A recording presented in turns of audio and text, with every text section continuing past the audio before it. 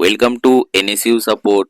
Netaji Subhas open university Chakdah college study সেন্টারে যারা যারা স্টুডেন্টস আছো, অর্থাৎ UG first year, second year এবং থার্ড ইয়ার, এছাড়াও পিজি অর্থাৎ পোস্ট গ্র্যাজুয়েট, মাস্টার ডিগ্রি যারা করছো, এমএ, এমএসসি, এমকম, তো তাদের জন্য 24 তারিখ এবং 25 তারিখ অর্থাৎ আজকে শনিবার এবং কালকে রবিবারের কার্যাবলী প্রকাশিত হয়েছে।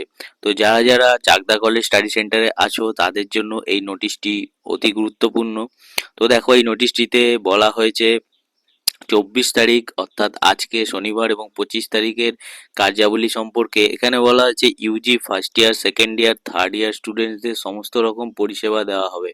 তো অনেকেরই প্রশ্ন উঠছে যে Yuji first year, second year, third ইয়ারের সমস্ত রকম পরিষেবা দেওয়া হবে, তো কি কি পরিষেবা এখানে দেওয়া হতে পারে। দেখো, এখানে যারা first year, second year student যারা আছো, যারা ফার্স্ট ইয়ারে এনরোলমেন্ট সার্টিফিকেট নেওনি অর্থাৎ এনরোলমেন্ট কার্ড নেওনি, তারা কিন্তু এনরোলমেন্ট কার্ড পেয়ে যাবে। সেকেন্ড ইয়ার এবং থার্ড ইয়ার স্টুডেন্টস যারা আছো, তোমরা যদি কোনো কারণে আগের বছরের রেজাল্ট না তুলে থাকো সেটাও পেয়ে যাবে।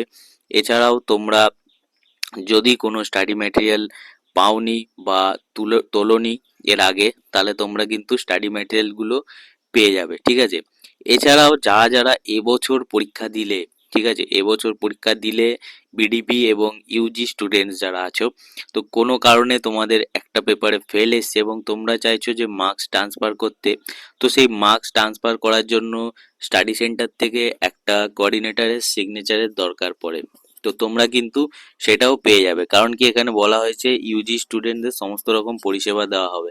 তো তোমাদের এটা গুরুত্বপূর্ণ এমার্জেন্সি কাজ।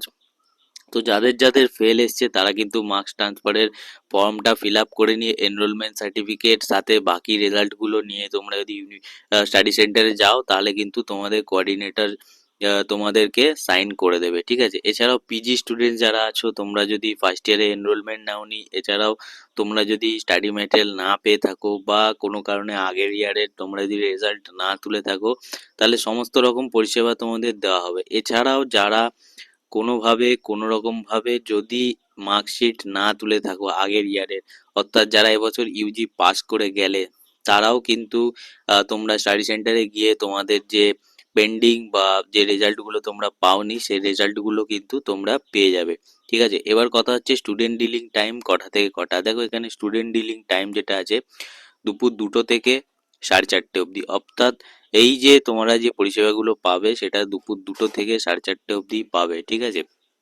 তো এই হলো আজকের আপডেট। যদি ভিডিওটি ভালো লেগে থাকে তাহলে অবশ্যই চ্যানেলটিকে সাবস্ক্রাইব করবে। দেখা হচ্ছে পরবর্তী ভিডিওতে।